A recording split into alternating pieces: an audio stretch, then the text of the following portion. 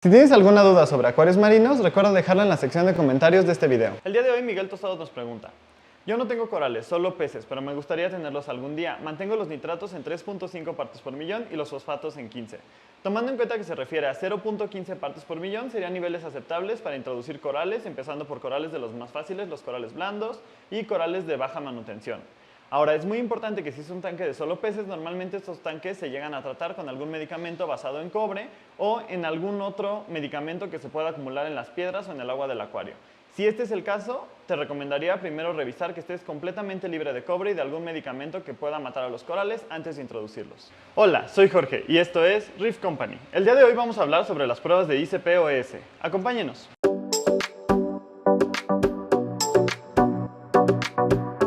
Lo primero que tenemos que saber es qué significa ICP-OES, y por sus siglas en inglés esto significa espectroscopía de emisión atómica con plasma de acoplamiento inductivo. En este procedimiento estamos hablando de dos aparatos diferentes y el primero, que es el más importante, nos va a ayudar a detectar átomos. Este aparato lo que hace es identificar diferentes tipos de átomos que vamos a introducir en la muestra que queremos observar, ya sea de una muestra de agua, sea una muestra de tejido o una muestra en general de cualquier masa que podamos colocar adentro del espectrógrafo. ¿Y esto cómo lo va a hacer? Va a ser con un principio físico que es basado en la emisión de luz que tiene cada uno de los átomos de manera diferente cuando los calentamos. Todos los átomos que existen en el universo tienen un espectro de emisión de luz diferente que cuando los calentamos a cierta temperatura van a emitir esta coloración de luz que es única y diferente para cada uno de los átomos que conocemos. De esta manera, midiendo la luz que van a emitir, podemos saber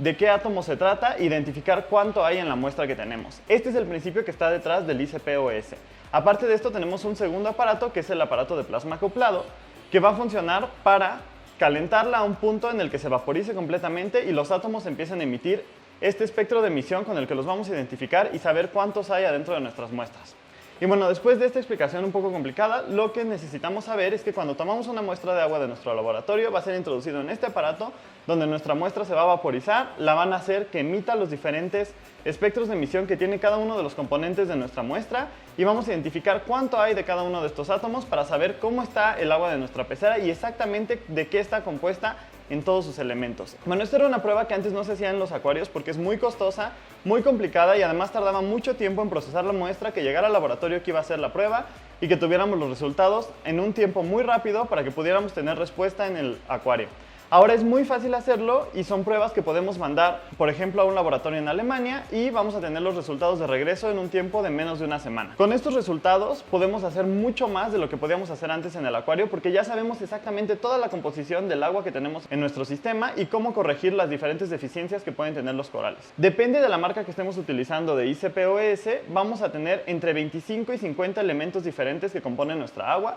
de microelementos y elementos traza. Esto nos va a ayudar a que no estemos aditando elementos traza como se hacía antes, de manera general, simplemente con soluciones que tenían un grupo de elementos traza, otro grupo de elementos traza para coloración roja, otro grupo de elementos para coloración morada y que aditábamos todos juntos con una tabla que nos decía cuánto aditar por cada 100 litros e ir subiendo las concentraciones en el acuario, y esto lo que podía provocar es que a veces aditábamos de más de alguno de estos elementos o de menos, provocábamos a la larga en la acumulación de tiempo una deficiencia de algún elemento traza que provocara algún daño en la coloración de nuestros corales o una acumulación excesiva de alguno de estos elementos que pudiera dañar a nuestros corales. La gran ventaja que tenemos de poder hacer pruebas de ICP-OES en un acuario marino es que eliminamos los cambios de agua. Antes hacíamos cambios de agua porque simplemente no podíamos monitorear todos los componentes del agua que teníamos en un acuario y al pasar del tiempo se iban desestabilizando, se iban acumulando algunas cosas, íbamos perdiendo otras y esto lo veíamos en pérdida de coloración en los corales y eventualmente muerte. Por eso hacíamos periódicamente cambios de agua para reponer todo lo que necesitaban nuestros corales que estaban normalmente en el agua de mar y que no podíamos simular de manera correcta en un acuario casero.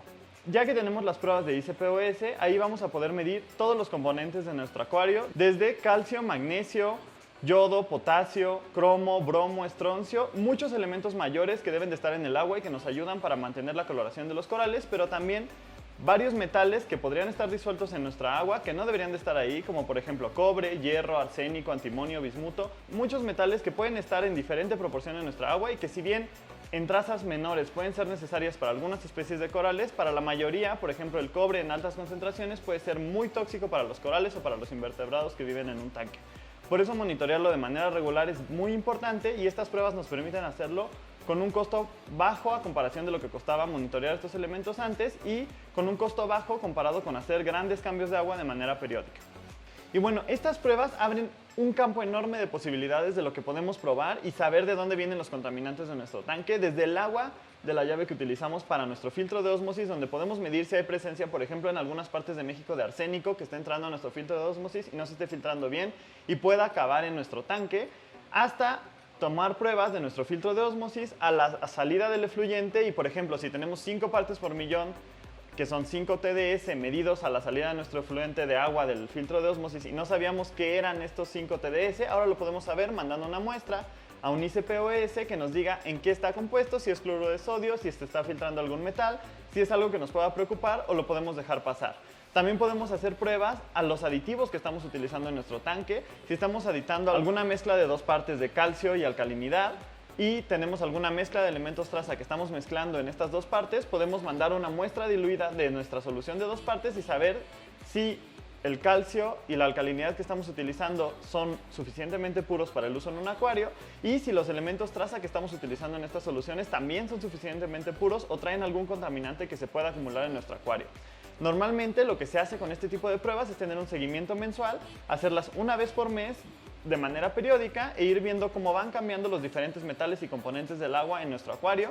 e ir viendo este cambio y la acumulación o la pérdida de algunos elementos para saber si hay algún problema y si este problema viene de los aditivos, si este problema viene de alguna de nuestras bombas que se esté oxidando, si este problema viene de alguno de los equipos que esté conectado a nuestro acuario que puede estar filtrando algo al agua. Simplemente el nivel de control que tenemos haciendo estas pruebas de manera periódica y haciéndoselas a los diferentes aditivos que metemos a nuestro acuario es un nivel de control que antes no teníamos y no era posible en los acuarios marinos. Muchas gracias por acompañarnos en este nuevo video. Espero que la información que les dimos les sea útil. No olviden dejarnos sus preguntas en los comentarios. Estar pendientes todos los jueves al catálogo que publicamos de los corales que están disponibles de nuestra granja de corales y checar la descripción donde esté el link de nuestra tienda de Mercado Libre para poder tener hasta su casa todos los productos que producimos. Muchas gracias.